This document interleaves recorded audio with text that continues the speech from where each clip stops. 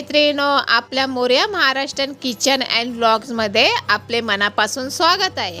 आज मी संध्याकाळचा नाश्ता दाखवणार आहे तुम्हाला, तो म्हणजे पोहे। पोहे ही आपली महाराष्ट्रीयन डिश आहे। एकदम परफेक्ट होणारे सुटसुटीत पोहे मी बनवून दाखवणार आहे तुम्हाला, तेव्हा तुम्ही हा व्हिडिओ स्किप न करता बघा। व्हिडिओला सुरुवात करण्यापूर्वी जर आपल्या चॅनलला कोणी सबस्क्राइब केलं नसेल तर त्यांनी सबस्क्राइब करा आणि बेल आयकॉनला क्लिक करा, जेणेकरून माझे सगळे व्हिडिओ तुमच्यापर्यंत पोहोचतील।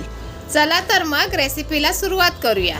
सर्वात आधी मी पोहे भिजवून ठेवले, त्यानंतर 5 मिनिट पोहे भिजवून ठेवायचे, जास्त भिजवून नाही ठेवायचे। त्यानंतर एका लोखंडी कढईमध्ये 2 चमचे तेल ओतलं, 1 चमचा जिरा, 1 चमचा मोहरी याची फोडणी दिली। मोहरी जिरा चांगला तडतडल्यानंतर त्यामध्ये कढीपत्ता टाकला। कढीपत्ता टाकल्यानंतर 4 उभ्या चिरलेल्या मिरच्या, बारीक नाही चिरल्या, उभ्या चिरलेल्या मिरच्याचा स्वाद छान येतो, त्यासाठी आपण कधीही मिरच्या उभ्या चिरूनच घालायच्या भाजीमध्ये किंवा कशामध्येही।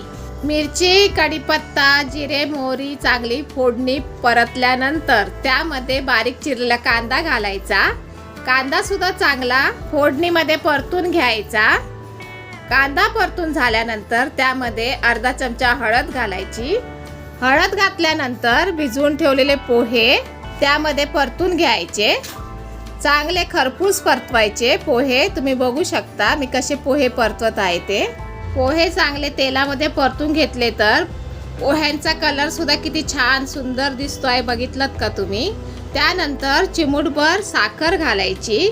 साखर घातल्यानंतर चवीनुसार मीठ घालायचं आणि सर्व परत एकदा परतून घ्यायचं।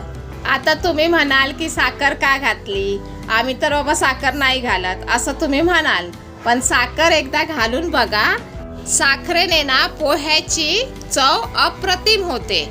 एकदा हे असे पोहे तुम्ही ना या पद्धतीने करून बघा, तुम्हाला नक्की आवडतील। आणि साखर काय हो, फक्त चिमूटभर घालायचे, आपल्याला काय 1 चमचा साखर त्यात घालायची नाहीये। चिमूटभर साखर तुम्ही पोह्यात घालूनच बघा आणि असे पोहे करून बघा आणि मला ह्या व्हिडिओच्या खाली कमेंट्स करून नक्की सांगा। पोहे चांगले परतून झाल्यावर बारीक चिरलेली कोथिंबीर घाला। कोथिंबीर एक अशी आहे ना, त्यामुळे आपला पदार्थ पूर्ण होतच नाही, त्यामुळे आपल्याला कोथिंबीर लागतेच।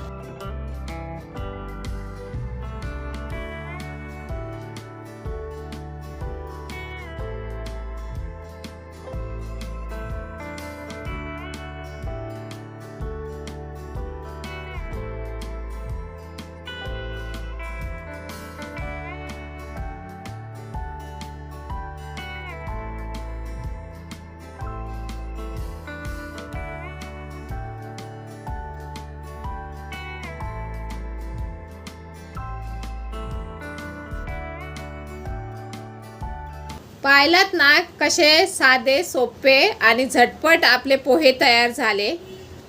नवशिके आणि बॅचलरसाठी हा व्हिडिओ खूप उपयुक्त ठरेल याची मला खात्री आहे। रेसिपी आवडल्यास आपल्या चॅनलला लाईक करा, शेअर करा, सबस्क्राइब करा। भेटूया अशाच एका नवीन रेसिपी सोबत। धन्यवाद।